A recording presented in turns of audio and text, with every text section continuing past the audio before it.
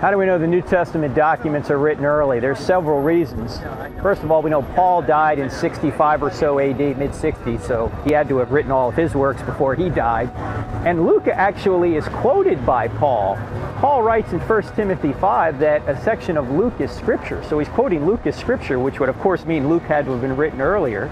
We know there are eyewitness details all over these documents. In Acts, from chapter 13 to 28, there's 84 eyewitness details that only an eyewitness would have known. All these are listed in our book, I Don't Have Enough Faith to Be an Atheist.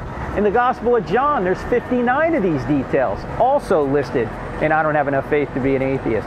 And then, oh, by the way, there are commentaries early, very early in the 2nd century on the New Testament documents. Obviously, they had to have been written prior to that.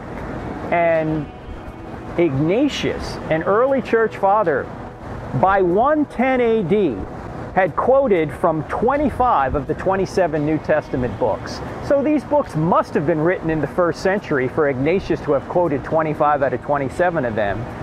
And they're much earlier than the so-called Gnostic Gospels, which came about 100 years later in the late 2nd century.